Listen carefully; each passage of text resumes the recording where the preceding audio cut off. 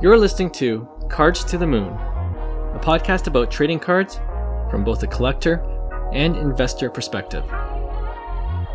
We hope you'll stick around for the ride as we take a deep dive into the state of the hobby, share some hot takes, hopefully some useful advice, and fun stories along the way.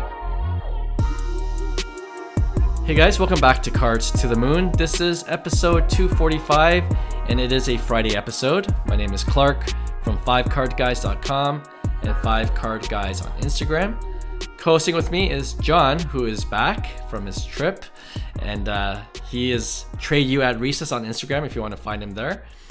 Hyung's away this week. He got called in for a meeting, so he might miss the next couple of episodes, but that's fine, because today we're going to play, I guess it's a joint podcast episode within a podcast episode, but it's something I did with Paul Hickey from the Sports Card Strategy Show.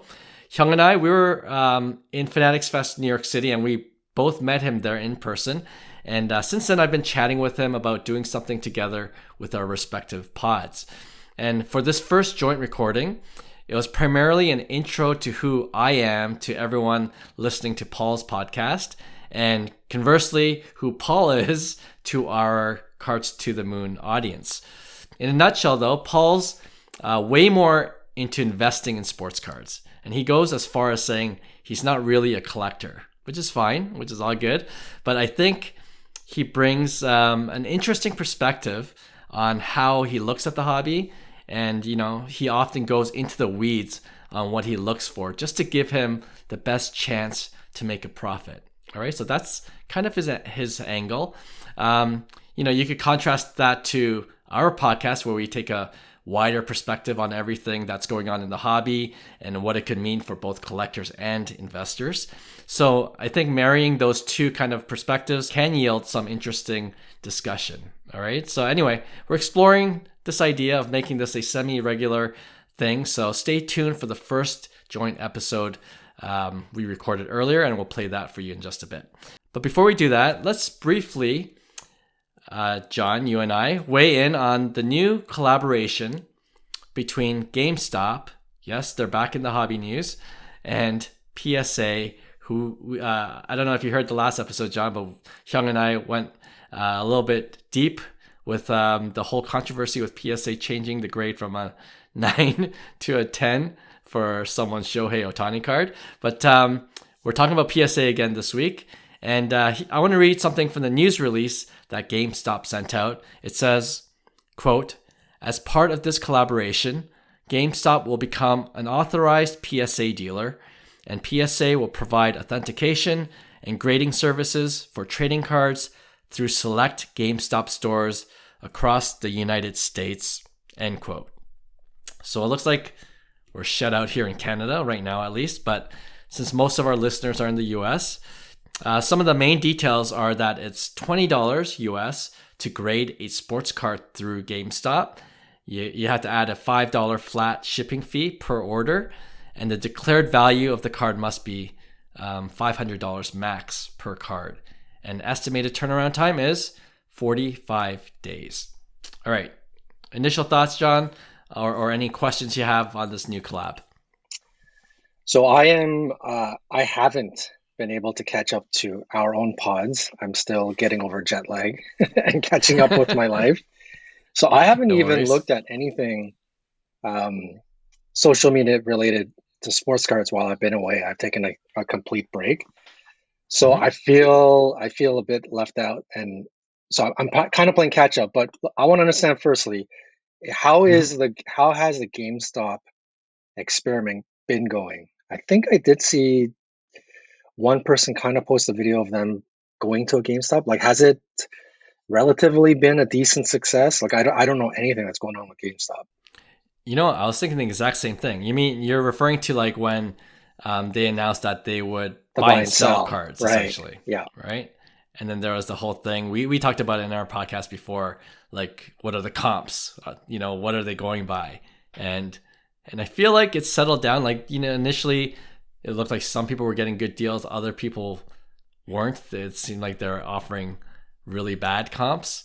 But I feel like there's to tell you the truth, I haven't heard that much about it. I don't know Mm, how much volume they're doing, but the fact that I guess they're taking this extra step in getting a little bit more deeper into the hobby must mean that they're doing relatively okay, average probably at best. right.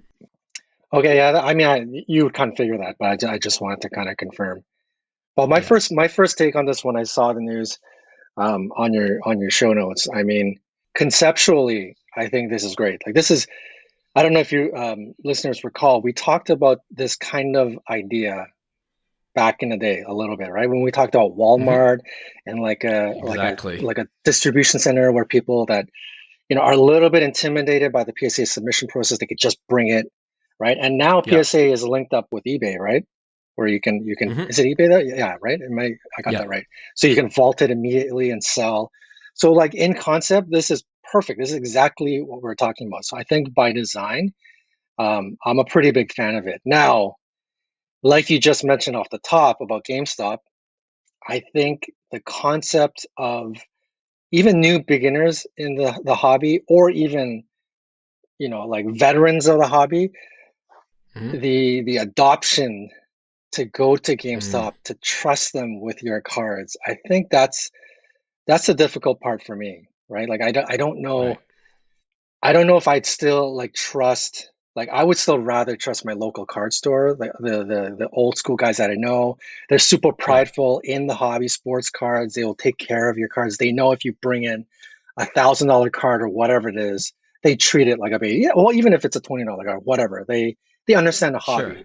Whereas you're going to Yeah, GameStop and I don't know the scenario, but you drop it off to some 16-year-old kid. He's actually there yeah, to be like working for video games. He doesn't really care about cards. I don't know, like they might get sloppy, not to their fault, but they yeah, don't know what you're submitting. You could be submitting $50,000 worth of cards and they hmm, just kind of treat it ho hum willy nilly, and then maybe something happens. I don't know, right? So I think yeah, that trust factor, that adoption to use GameStop and trust them with your cards in this manner, it's going to take some hmm. time. But conceptually, again, I think this is, it's definitely on the right track.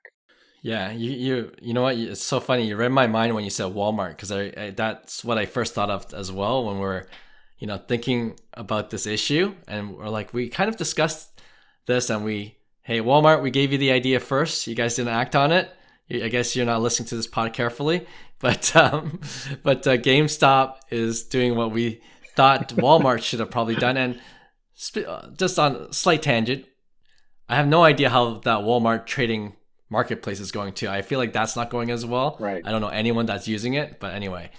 Um, but yeah, it's funny. If I went into a GameStop and then I had all these cards, like let's say I had 20 cards, $500 max. So, that's $10,000, right? And then if I see like a 16-year-old kid, I'm like, I might just walk out of that store and come back later to see, you know, uh, just to wait for an employee that you have a better relationship with, or that you can trust. You know what I mean? Right. But yeah, that's kind of to your point. But yeah, like that's my it's I agree with you. It's a great idea, but I guess what's to be seen is the actual logistics of it. Like, how Right. do they store it? Will it be really secure?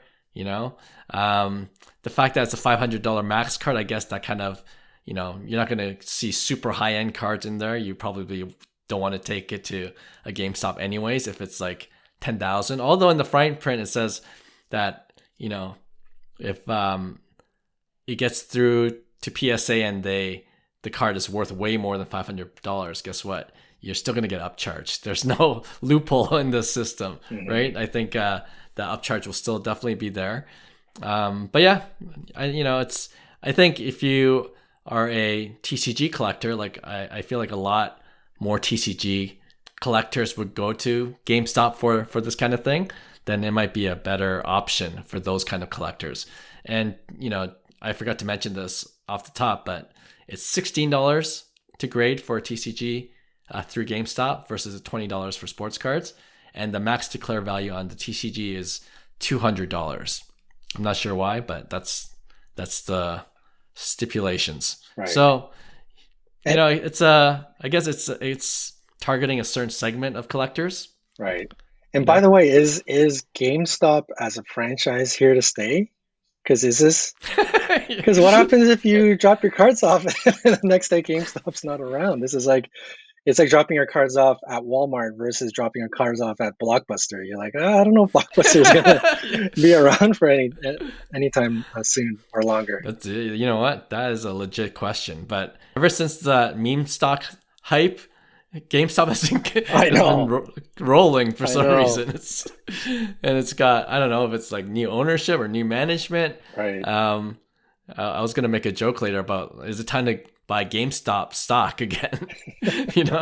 But or is GameStop the future hobby shop? Seriously. Is this the pivot that GameStop needed? Right. It could be a play. It could be a play, especially if the hobby, as we all think on this podcast, that it's going to continue to grow. Fanatics is going to do their thing. GameStop could be one of those beneficiaries. As the hobby grows, they could be part of this ecosystem. So, we'll see. And the other thing, I'll end off with this for this part. GameStop Pros, I guess that's anyone that's subscribed to their GameStop membership, I guess that they have. So it says once your cards are finished being graded, you'll get an email letting you know that they're ready to be picked up. And then you could keep your newly graded cards. You could sell them or you could trade them in to GameStop. And these GameStop Pros, if you're a member, get 15% extra cash or credit on all graded card trades. So a little benefit for GameStop members. So it makes sense for GameStop to offer something like this. Yep. So yep. Yeah, well, something to follow up with and see how that goes. All right, that's it from the two of us for this episode. Now let's play the joint episode with Paul Hickey of the Sports Card Strategy Show. Enjoy.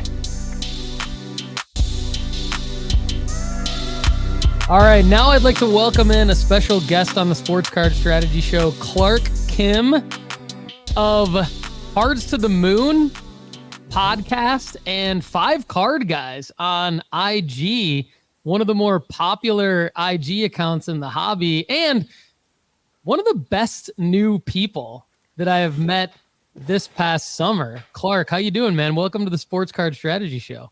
Thanks, Paul. Appreciate it. And yeah, all those kind words I appreciate for sure. And I can say the same to you.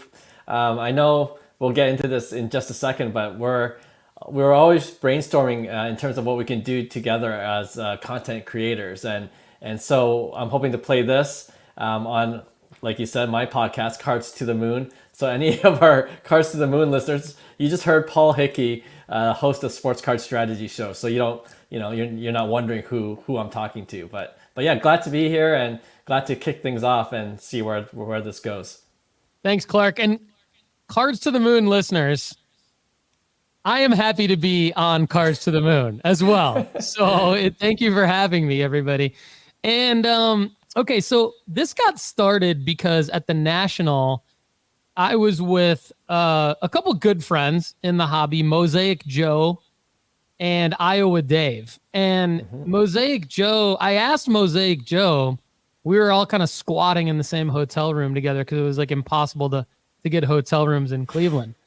And I asked him, okay, I really want to be meeting other content creators in the hobby this year. That's one of my goals between like the National 2024 and the National 2025. Like, let's meet more good people, content creators in the hobby, and see if there's collaboration opportunities, but at the very least, friendships, right? And so your name was the first one that Mosaic Joe said. He's like, well, do you know the Cards to the Moon guys? And I was like, no, I don't, not at all. And he's like, well, they're really good guys. I really like their show. And I think Iowa Dave knows them. And so Iowa Dave, I've been on his show. He's been on our show. And so I asked Iowa Dave the next day at the National about you guys. And he made the intro on Instagram. And then I met you and Hyung at the at Fanatics Fest in Manhattan and was able to really connect with you guys. And Denny Cards was there with us hanging out. Yeah. We had a good time. So thank you for being on the show. Thank you for having me on your show. one thing I wanted to ask you is just give this, now your audience knows this, but give the Sports Card Strategy Show audience just an overview of who you are, how you got started. Yeah. Starting five card guides first, I think, and then That's Cards right. to the Moon. Maybe talk us through that. Yeah, no, for sure. So I do have an Instagram and social media account. They all go under 5 Card Guys, not Five Guys, the restaurant or the fast food chain, but 5 Card Guys. And yeah, you know what? I started like a lot of people right before the pandemic for myself.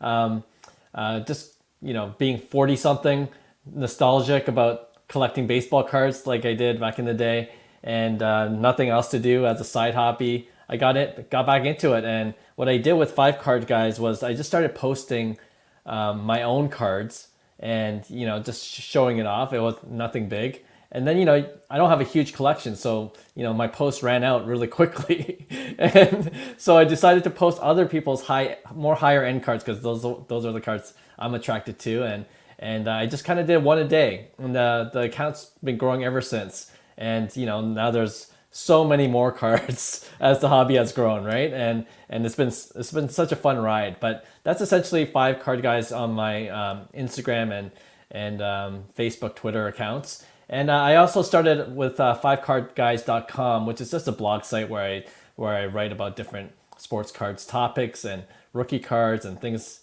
just about the hobby in general.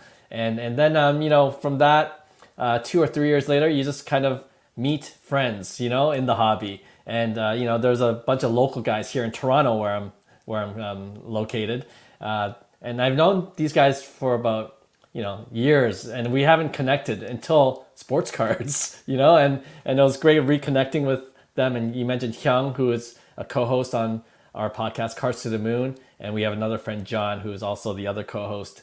And we started that about maybe 3-4 years ago. So we're talking at Fanatics Fest, New York City, and we found out that we started our respective podcasts around the same time. And, we've just been doing it ever since. And it's been great for us with Cards to the Moon. If you tune in, it's just 3 friends really just talking about sports cards. What's the latest news? What's our opinion? What's our thoughts? What's our hot takes? And, I think people enjoy it because sometimes we forget we're recording. We're just talking about cards, and we just make each other laugh, and then we have some fun game segments like over under, or would you rather have this card or that card, and just have a good time with the pod. And like I said, we've been doing that for 3-4 years now, and it's been weekly, and I thought I was like really consistent and productive when it comes to podcasting. But then I run into Paul Hickey, who's doing it like 4 or 5 times a week, which is something I admire, the work ethic, and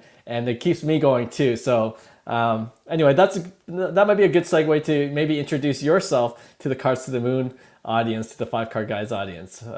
So Paul, tell us about yourself. Yeah, thanks, Clark. I appreciate the kind words. I got started, I would say, in a similar way to you and to many of us in the hobby, where I found my old sports card collection at the end of 2020.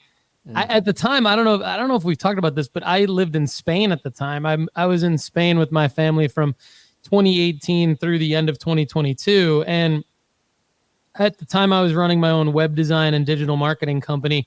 I have a background in sports information and fantasy sports that I won't bore you guys with, but grew up collecting cards as a kid and have always been a big sports geek and sports card geek, and just had happened to store my old collection from when I was a kid at my in-laws' house when we moved to Spain. So we were back visiting at the end of 2020, found my old collection, was looking for a new professional challenge at the same time, because the web design and digital marketing business had changed quite a bit throughout the pandemic, and it was successful, but it wasn't as much of a challenge as it once had been to build that business. So I started looking up prices of the cards on eBay in my collection. And not that I had anything really earth-shattering. I had like David Robinson, 1989 Hoops rookie, where he's holding up the jersey at the press conference and things like that. Just cards that I really liked as a kid, nostalgia, like you said.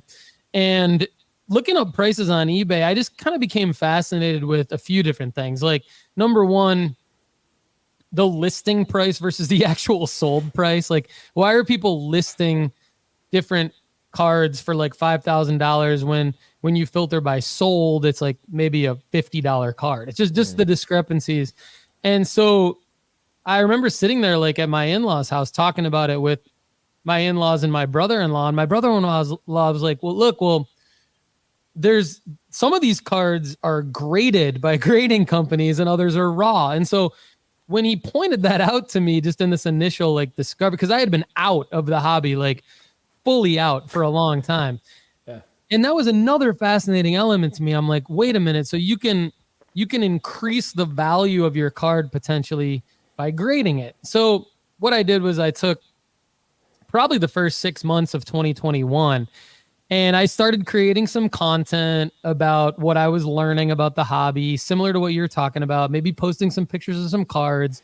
I was touching and feeling like Reddit and Facebook groups and all the things. Posted some things on my YouTube channel. And then it just kind of dawned on me that what I was most passionate about was helping people learn what I had learned. And I actually wrote a book. I never talk about this. I wrote a book in a day about my experience finding my old sports card collection, going through it, grading some card, like creating a spreadsheet of all the cards, grading some of them, not grading others, all that whole experience. Got a PSA submission in before the shutdown at like $12 a card. Didn't get them back till like 2 years later, or 18 months later, like the rest of us. But anyway, wrote a book about that, and then from that book decided, let's create the Sports Card Strategy Show. And at first, so the first episode of the Sports Card Strategy Show aired, I think, in like September 2021. And it was all about just helping people learn from my experience. And then very quickly, after the first probably 10 episodes, I realized what I really want to be doing, that no one else is saying this specifically, but it seems to me that everyone really wants to be making money doing this. Because if you're, and I'm in my 40s too, you said you're in your 40s. If you're in your 40s, there's nothing wrong with having a hobby and a full-time job and a family and all that. That's like what many of us in the hobby are doing. But for me, it was like, if I'm going to be transacting and acquiring sports cards and doing it in lieu of spending time with my family, I pretty much have to justify that in some way. And so to me, it was like, if I'm not making money doing this, it's a pretty expensive hobby, which means if it's not funding itself or I'm not making money, then I'm definitely spending a lot of money that I could be using to support my family in other ways. So it kind of clicked to me that what I want to be doing is actually making money flipping sports cards. And I want to help other people do the same so that they don't get in, spend a bunch of money, realize that they don't like it anymore, and then leave because it's expensive. Right. When in reality, you can flip to fund your PC. You can be both. You can be a flipper. You can be a collector. You can do everything, right? And if you're good at flipping, you can have a bigger PC, and you can use some money as side income for your family if you need to. So that's really what I aspired in probably early 2022 to make the Sports Card Strategy Show all about. And so now we're here, like what, almost 2 full years after that, almost 3 years after starting the show initially, feeling like we've built guidelines, strategies, principles. We've built rankings. We know more about how to make money raw to grade. We know about how to maybe make some money on prospecting already graded cards, things like that. So to me, it's like this culmination of all the media information I was working on in sports, the fantasy aspects, sports. I think it's better than sports betting. And I think it's just something that I'm super passionate about. I'm not passionate about collecting. I'm just not. I'm passionate about making money flipping sports cards. But if I can help the collectors in the process, and help people make money, then that's what I'm here for. Yeah, no, that's you did share a lot of that story with me when we met in person, and I think that's what naturally gravitated myself towards what you're doing, because I think there's this recognition that you can do both. Like there's a lot of people that just want one or the other, but then I think we're in the camp where, there's a lot of room in the hobby for different kind of collectors and investors, and most of us are kind of both. Like you mentioned that you're more of a strictly a flipper or investor. I would say I'm both collector and investor. But what you said about how, flipping cards or making money off of cards to fund your PC, that's kind of where I am. That's where I like to be, yeah, it was something I had to talk to my wife about, like once I started buying more cards that cost more money, you had to start justifying that spend, right? And it was much easier to convince her when I said, oh, but I made this much money flipping this card, so I'm just kind of making another purchase that I like even more, and it just happens to be a little bit more expensive, but I think that it could increase in value too, so who knows, right? But yeah, I loved how you share that story, for sure. Yeah, and I'm glad you said what you just said too, because I think I actually don't consume a whole lot of hobby content. I have become a listener of Cards to the Moon, and I love what you guys are doing. And that's one of the reasons why I'm really excited to be able to create content with you. My impression was that the YouTube algorithm at first fed me a lot of like either really positive content or really negative content about the hobby. And some of the negative content was like gloom and doom. Like I lost all my money on sports cards and I'm really struggling in life and that kind of thing. And those types of videos were getting a lot of views a few years ago. But really, I think and that makes sense, right? Because people want like true crime stuff. So they want like either the really, really negative stuff or the really, really positive stuff. But I think what you just said is a good example of like where we all sit. I think we all actually sit at this point where we need to be honest with ourselves and our partners in life. I mean, some of us have partners, some of us don't. You and I are both married. We have to be honest with our wives, in our case, about what money we're spending on sports cards. Like because if we don't, if there's no checks and balances, it can get out of control and you can start to make bad decisions. But as easy as it is to start making bad decisions, it's actually pretty simple to just be fully transparent with the people that you need to be fully transparent with about, hey, look, yeah, I know this card might have cost $250 or even $750 or whatever, but the reality is that I'm funding part of it with sales from these other cards. And so I'm just kind of like always willing to open the dialogue with people about exactly what they're doing. Yeah. From a flipping standpoint, I like to do that on my show and at nooffseason.com. But since you mentioned that you like to flip to fund your PC, talk to me about like what is your PC? What do you like to buy, to collect? I'm fascinated to talk to collectors, and especially people like you who flip to fund their PC, because I struggle with like keeping cards. Like I just don't keep cards. So for someone like yourself who is a highly intelligent flipper of sports cards and collector, like how do you decide who to PC? And then after you decide that, like, how do you do it? Like, what do you go after?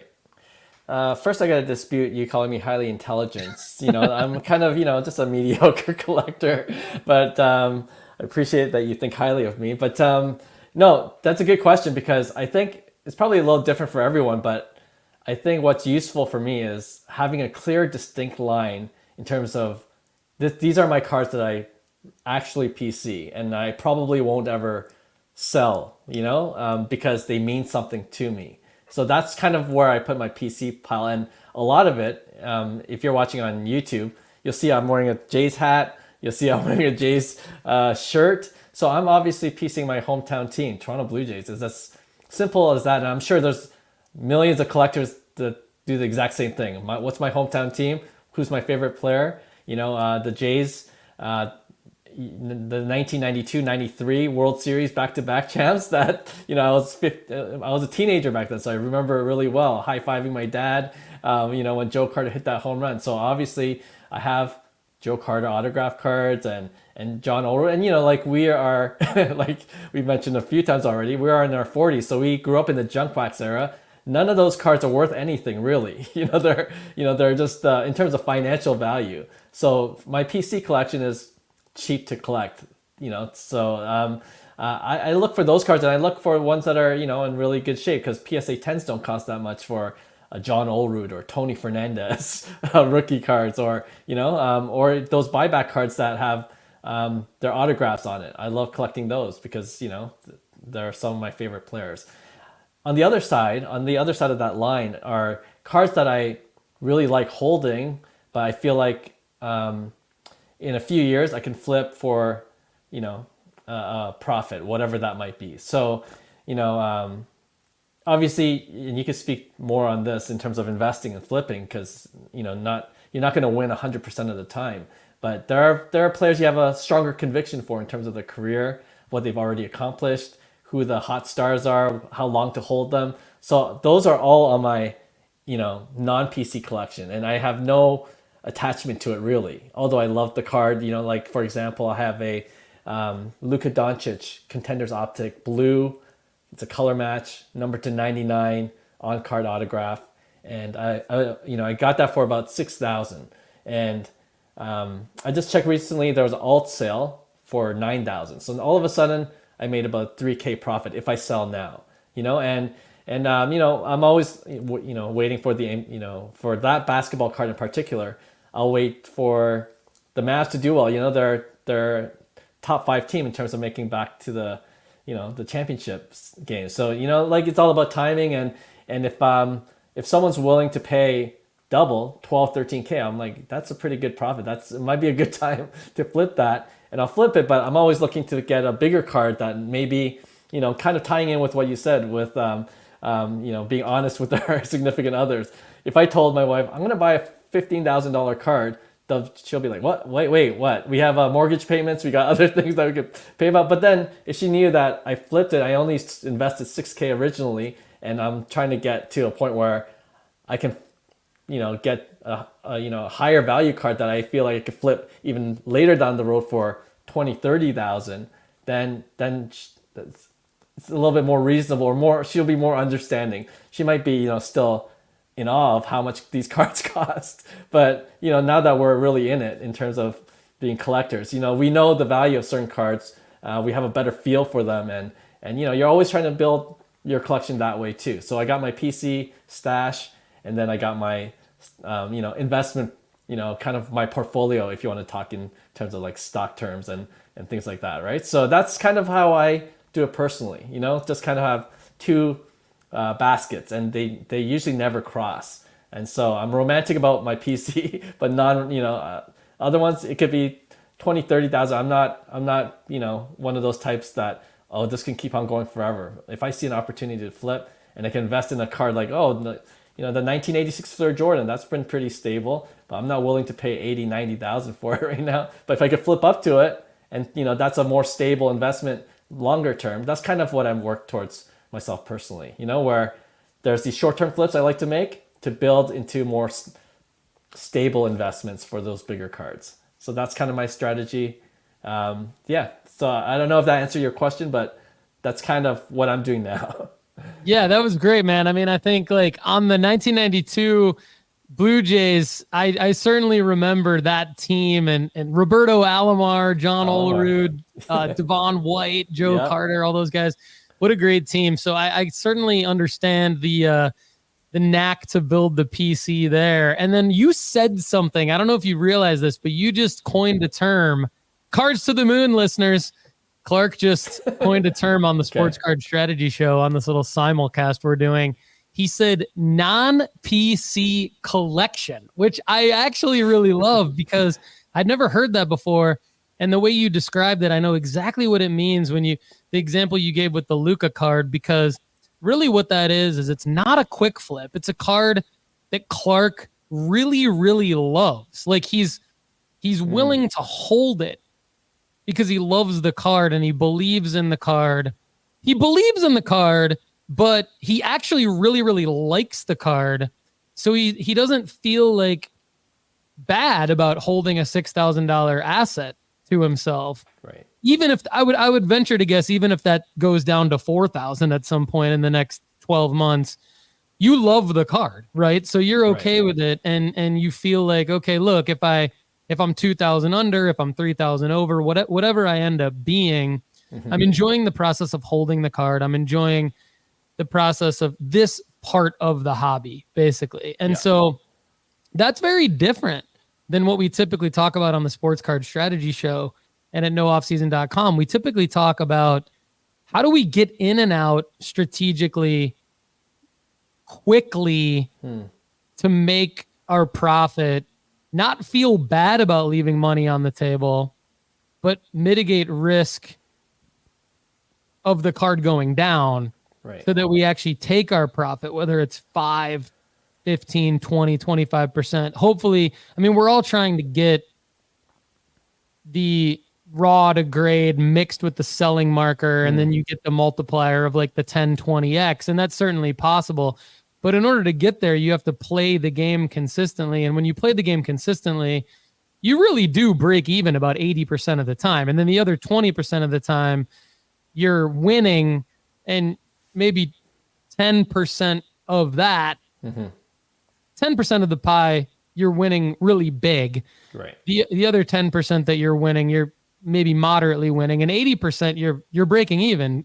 And so you're moving in and out a lot, which is very different than that sort of non-PC collecting, or really like longer term investing is really what it is. Like you talked about flipping up to that, potentially an example, flipping up to that 86 Fleer Jordan as well, being an example of that. So I think it's interesting to talk about and leave room in our sports card investment portfolios and just collections or cards that we know are not PC. We know we're not going to hold them forever. Yep. We know that we're going to sell them at some point, but we're okay holding them for a long time. That's kind of an area that we don't really talk about a lot. And actually, I think you guys post IG reels often about those types of cards, and you guys do a good job at 5 Card Guys and Cards to the Moon on IG, kind of taking a look at like some of these more expensive cards, what they hit the market at, what do they do pricing wise. And that's a little bit different than what we do at the Sports Card Strategy Show, where we're always talking about like only buy a card with the selling marker in mind, only buy a card after knowing what that end game is going to be like exactly on the calendar. And I think we do that to mitigate risk and really just eliminate all confusion. And like right or wrong, like win or loss, we say like that's execute the play, like continue to execute the play. Can you make adjustments along the way if something happens, player gets injured, hold a little longer, or player goes off, sell now? Those types of things, absolutely you adjust. But for the most part, it's like if you buy 10 raw cards with the intention of grading them and you get them and maybe 3 of them suck, you still grade all 10 for all these different reasons. Right. So talk about like, as you and I continue to create content together, what are you hoping to learn, and what are you hoping to show the Cards to the Moon audience that maybe they don't already get with your content? Yeah, no, that's just going off your point. I think we don't talk a lot about the, pure strategy in terms of investing like you do. And that's why I think we kind of, the episodes that we do together, I think will just really be beneficial for each other's audience, because you get 2 different perspectives. And just like you're outlining, there's the kind of different ways to invest or look at investing in your cards, whether short, middle, or long term. And you were saying something before I kind of answer your question more directly, but my non-PC collection, a perfect example of that is my Mike Trout rookie auto. That's gone down a couple of $1,000, but I'm a big Mike Trout fan. He's just been injured and can't stay healthy, but all I'm hoping is one really good healthy season. And if I know what he can do, and he's going to do what he can do when healthy, then I'm pretty confident that it'll go back up, and I'll be rooting for the player himself as well, not just holding on to a card hoping that I can make a nice profit. So that's kind of another example of someone in my non-PC collection, so to speak. But that's a perfect example. Okay, I'm going to interject, and then you can go. Okay, go for it. And then you can come back around and answer the other question. So that's a perfect example, and I think where my path detoured from that is in 2021 and early 2022, and I think a lot of this was where the sports card market was at that time, because it was in a very different spot than it is now. Yeah. And I saw a lot of people having purchased those types of cards, and then on paper they've lost money. Mm-hmm. And they get worried and they start thinking, this isn't working. I'm going to bounce from this hobby. Right. And I wanted to help people with timing the market a little bit better, I guess. And I think this speaks to, I think you and I being on the same page with those types of cards, with the Luka card and the Mike Trout rookie auto that you talked about, where it's like, you do have to be willing for those types of cards to go down and be okay with holding them. Whereas I think most people aren't okay with that. Right. And so because most people aren't okay with that, I went in this direction of being like, okay, I'm going to help people find these ways to get in and out faster so that they can make money and then decide, like, do they want to put more money into cards, or do they want to put money into wherever they put their money is fine with me. Yeah. But I just think, like, that's a very important thing, because I think a lot of people think that sports card investing is like other investing, where, like, if you invest in a mutual fund or you invest in a stock, you can follow certain principles in those markets to stay in the market because it's going to go back up. And, like, sports card investing is its own beast. So for sure, it's almost like you have to have a Luka, you have to have a Mike Trout for that to work. You can't go buy, like, where people lose is, like, they're going to go buy a Cam Thomas card, right, or, like, even Ellie De La Cruz, is super risky, right? Because he may end up being, a Hall of Famer, but he may just be a really good first 5-year player of his career, and then he might fizzle out. And so people investing money in his big cards, like his superfractors or his low serial numbered cards, I mean, they need to know what they're getting into, and it's not just a set it and forget it thing. It really is getting in and out faster. But I really wanted to just kind of give the audience, like, my take on that, because I think it's important to sort of define those types of, like, active GOAT type plays with bigger cards are very, very different. You can't just set it and forget it. You have to have a strategy. And then even more so, like, with younger guys that you're prospecting on, it's definitely more important to get rid of their cards. I personally think you're going to do just fine with both of those cards. But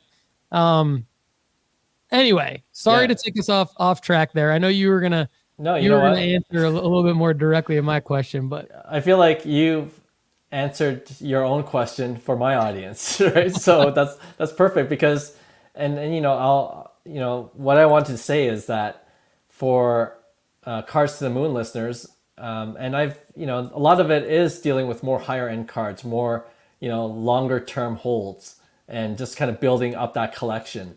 But then there's all that stuff in between to get to that point, which is what I feel like your content covers much better than ours. We don't, actually cover any of that really. And over the years since I've been doing the pod, there have been some collectors saying, hey, we really like your show, but we can't relate 90% of the time because these are so high end, although they like listening to like these big hits. And who doesn't like seeing breaks where someone hits a monster Victor Wembanyama card, right? It's a spectacle of it. But some of them do want to really practically get in the hobby. So that's what I feel like people will get from listening to your content in general. So if you haven't listened to Sports Card Strategy Show, you should definitely subscribe. But even in our interactions, I'm sure in our future episodes, we can talk about, how you do things in terms of how you help collectors and then, people that want to think longer term or venture out into these higher end cards and how the news plays into all of this. That's kind of what we do at Cards to the Moon. We see what are the headlines that everyone's talking about, but what I think we talked about this at FanFest, right? It's like what we try to answer on our pods, like why do we care? Why does it matter? And what are some of the implications of this hobby news? That can impact everything from the value of the cards themselves to where the hobby is going in 2, 5, 10, 15, 20 years. And we like to just think about those things more deeply. So that's kind of what you'll get from our pod. But from Sports Card Strategy Show, like I love how I was just listening to your past episode, like we don't go deep into the weeds on like what cards to collect and how to flip and what the timeline is. We don't do any of that, right? But I think it will be valuable for some that do want to get into that because it's in a lot of ways more accessible to them.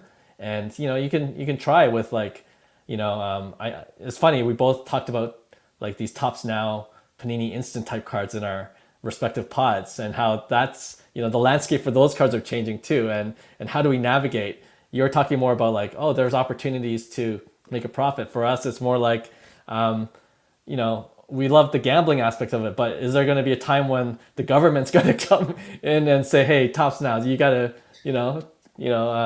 you can't do this anymore. So what then? So different perspectives on the same kind of hobby issues and topics that are being widely discussed right now. But that's what I appreciate about your content. That's why I think it will be valuable to current Cards to the Moon listeners as well.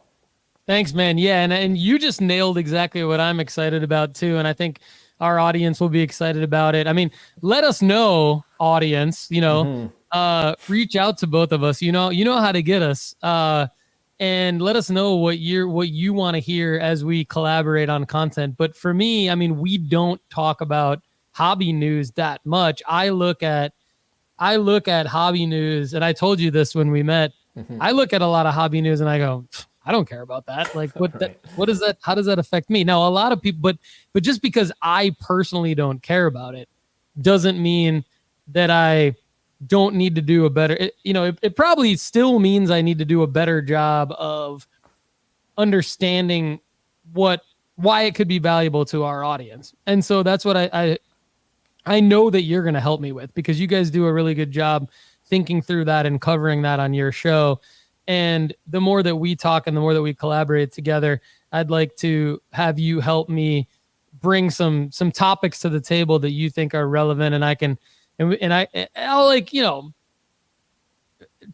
you like a friendly challenge of like, oh, well, that's stupid. And then you can be like, no, Paul, this is actually why you need to care about this. And then, right. But I need that more, just in general, because I don't really pay attention to hobby news. Like I barely even pay attention to upcoming releases. And so I think, but I mean, if anything, if I need to be paying attention to any hobby news, it's definitely upcoming releases. It's definitely thinking through things that you guys are thinking through. And some of it's going to be like, yeah, that doesn't really matter. But some of it's going to be like, yeah, that is definitely going to have an impact on the weeds. We're definitely in the weeds, Clark. We're definitely we're definitely looking at like, hey, you buy this Panini Instant card for, it's $9.99 per card, but if you buy 25 of them, that's $109 plus tax and shipping US, and then that brings your cost per card down to this, and then you put that plain white envelope on it, go to 1 ounce, because the 1 ounce means 69 cents instead of $1.25. And now, you know, but we are like all in the weeds. So awesome. I think between our two shows and our audiences, they're going to end up getting a nice balance for sure. Agreed. Yeah.